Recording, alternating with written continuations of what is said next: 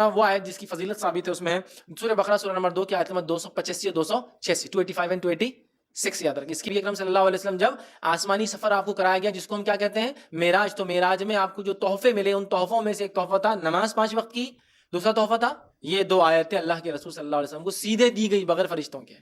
سونے سے پہلے سورہ بقرہ کی آخری 2 آیتیں پڑھنے والا ہر آفت سے محفوظ رہتا ہے, ہر آفت سے محفوظ رہتا ہے. بخاری کی روایت ہے, ابو مسعود رضی اللہ عنہ فرماتے ہیں اور کہتے ہیں نبی اکرم صلی اللہ علیہ وسلم فرمایا جس نے رات کے وقت سونے سے پہلے سورۃ البقرہ کی آخری 2 آیتیں پڑھ لی وہ اس کے لیے کافی ہوں گی, وہ اس کے لیے کافی ہو جائیں گے. دوسری روایت میں فرمایا آپ نے سورہ بقرہ کی آخری 2 آیتیں جادو کا اثر ختم کرنے کی زبردست تاثیر رکھتی ہے. اسی طرح فرمایا جس گھر میں مسلسل 3 راتوں تک سورہ بقرہ کی آخری 2 آیتیں پڑھی جائے شیطان اس گھر سے جو ہے بھاگ جاتا ہے, اس کے قریب نہیں آتا ہے. حدیث کا الفاظ سنی, جامع ترمذی کی روایت ہے. نعمان بن بشیر رضی اللہ عنہ فرماتے ہیں رسول اللہ صلی اللہ علیہ وسلم فرمایا اللہ تعالیٰ نے زمین و آسمان کی تخلیق سے 2000 سال پہلے ایک کتاب لکھی اور اس میں سے 2 آیت اتاری جس پر سورہ بقرہ ختم ہوتی ہے. اگر یہ آیت مسلسل 3 رات تک پڑھی جائے تو شیطان اس گھر کے قریب بھی نہیں بھٹکیں گا. 3 رات تک مسلسل پڑھی جائے.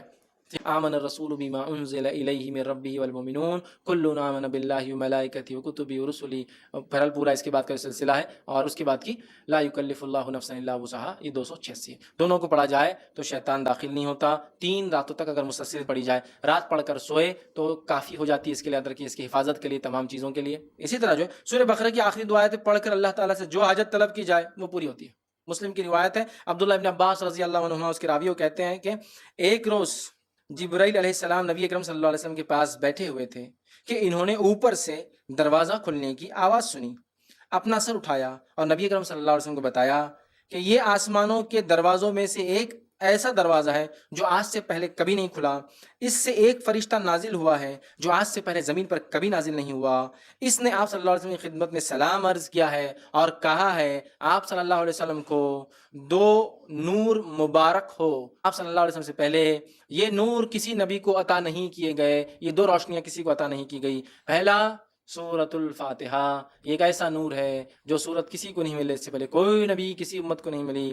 اور دوسرا فرمایا سورہ بقرہ کی آخری 2 آیتیں, جو شخص یہ 2 آیتیں پڑھے گا اسے اس کی مانگی ہوئی چیز ضرور دی جائیں گی. سبحان اللہ, کتنی بڑی فضیلت ہے.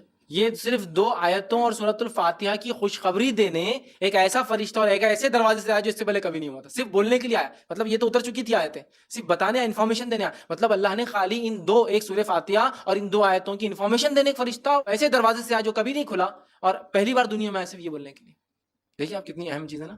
تو اس کو اپنا معمول بنا لے, اپنے اذکار میں شامل کر لے ہم لوگ یہ 2 آیتوں کو, اور جو پھر مانگا جاتا ہے ان کے پڑھنے کے بعد اللہ تعالیٰ وہ رد نہیں کرتا. نبی اکرم صلی اللہ علیہ وسلم بھی جو ہے اس کو بہت کثرت سے پڑھا کرتے.